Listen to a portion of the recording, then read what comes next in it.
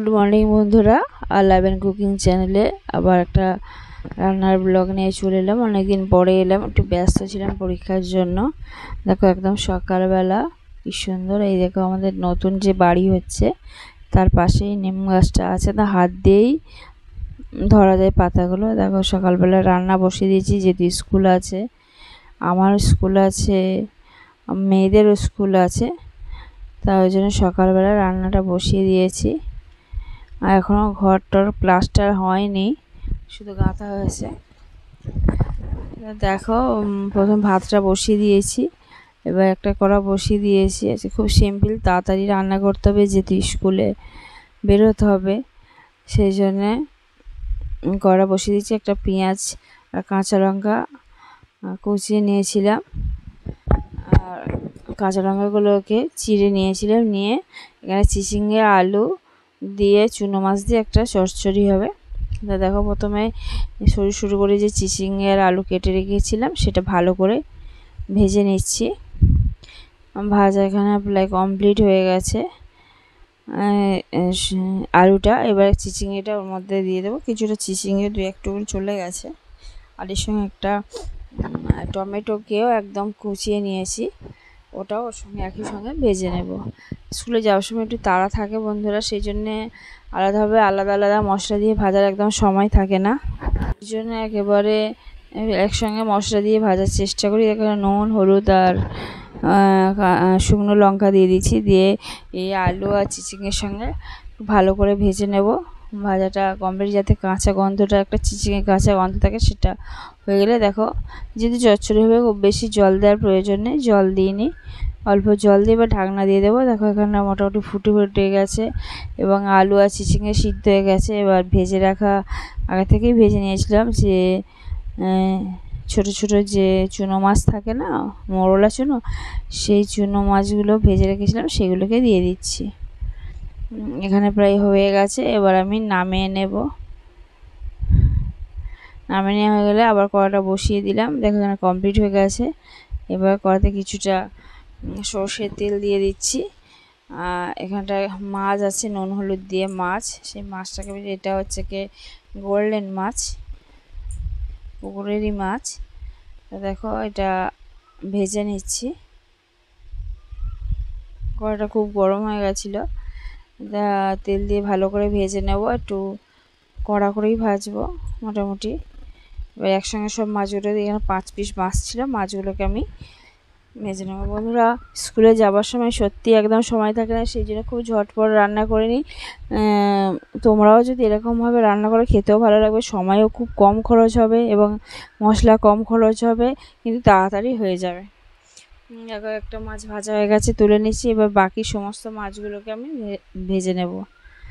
বন্ধুরা এই আমার যে নতুন বাড়ি হচ্ছে, এখনও কমপ্লিট হয়নি, সবে গাঁথা হয়ে ছাদ পড়েছে। তা আজকের বুড়ি দেখি পুরনো যে বাড়ি আছে সেখানেও রান্নাঘর আছে, এখানে নতুন রান্নাঘরে এমনি প্লাস্টার করা হয়নি, এমনিই করছিলাম গ্যাস নিয়ে গিয়ে। মাছ ভাজা হয়ে গেছে, এবার তুলে নিচ্ছি। এবার যা তেল আছে ওই তেলেই আমি হচ্ছে কি বাকি রান্নাটা করব। দেখো এখানে আলু একটু লম্বা লম্বা করে কেটে রেখেছিলাম, আলু দিয়ে মাছের এই ঝাল ঝোলটা হবে। যেহেতু এটা গোল্ডেন মাছ, ঝোল হবে না, একটু ঝাল ঝোল মতো হবে। আলুটাকে একটু ভালো করে দেখো লাল লাল করে ভেজে নিয়েছি। এবার পেঁয়াজ আর কাঁচা লঙ্কা চিড়ে রেখেছিলাম, সেগুলোকে দিয়ে দিচ্ছি। তার সঙ্গে একটা টমেটো একদম স্লাইস করে সরু সরু করে কেটে দিয়েছিলাম। যেহেতু স্কুল যাওয়ার সময় বললাম না একসঙ্গে রান্না করি, তা বন্ধুরা এরমভাবে আমাকে করতে হয় এবং প্রায় দিনই আমার সময় থাকে না ভিডিও করার। আজকের অনেক দিন পরে বলে অনেক দিন ভিডিও আপলোড করা হয়নি, সেই জন্যে আজকে করলাম। আর একা একা তো করতে হয়, একটু সময়ও লাগে, সেই জন্য সবসময় করা সম্ভবই হয় না। আর যেহেতু মেয়েদের পড়া থাকে, ওদের পড়াতেও হয়, তো মাঝখানে এডিট করার সময় পায় না, ওদের গান থাকে, গান করে ওরা, সময় পায় না। যতটুকুনি সময় পাই তোমাদের সঙ্গে শেয়ার করি বন্ধুরা। তা আমার এই ভিডিও যদি তোমাদের ভালো লেগে থাকে অবশ্যই আমার পাশে থেকো, লাইক করে দিও। এটা একটা জীবনযাত্রার মান, কিছু করার নেই। আমরা যারা সার্ভিস করি তাদের জীবনটা এইভাবেই চলে যাচ্ছে। সকালবেলা ঘুম থেকে তাড়াতাড়ি উঠে বাড়ির কাজকর্ম করে, যেহেতু আমার কোনো কাজের মেয়ে নেই, আমি সমস্ত হাতে নিজের সমস্ত কাজ করি বাড়ির কাজটা, বাড়ির সমস্ত কাজ করে তারপরে রান্না টান্না করে মেয়েদেরকে রেডি করা, আমার নিজেরও রেডি হওয়া। যদি আমার যা আছেন উনি আমাকে সাহায্য করেন অনেকটাই, তবু তো নিজেকে বেরোতে হয়, মানে আমাকে নিজেকে প্রিপেয়ার হতে হয় যে এতটার মধ্যে আমাকে রান্না কমপ্লিট করে বেরোতে হবে। যাই হোক, দেখো এখানে মাছের ঝালটা কমপ্লিট হয়ে গেছে। এবারে আবার কিছুটা তেল দিয়ে দিলাম। এবার কালো জিরে আর ফোড়ন দেব। কালো জিরে ফোড়ন দিয়ে আর একটা সরু সরু আলু কেটে রেখেছিলাম, সেই আলুটার সঙ্গে কলমি শাক, কলমি শাক আর কুলপো শাক, এই দুটো হচ্ছে কি একসঙ্গে কেটে রেখে কুচিয়ে, তার সঙ্গে 2-3টে কাঁচা লঙ্কাও কুচিয়ে দিলাম শাকের সঙ্গে। দেখো পাকা কাঁচা লঙ্কা আছে, সেটা দিয়ে এবার ভালো করে ভেজে নেবো। খুব কম তেলে মশলায় ঝপ করে নিয়েছি বন্ধুরা। করে এবারে মেয়েদের তো পাশে রেডি হতে বলেছি স্নান টান করে, আমিও স্নান টান করে রেডি হবো বন্ধুরা। দেখো কেন হয়ে গেল, প্রায় 9টা বেজে গেছে।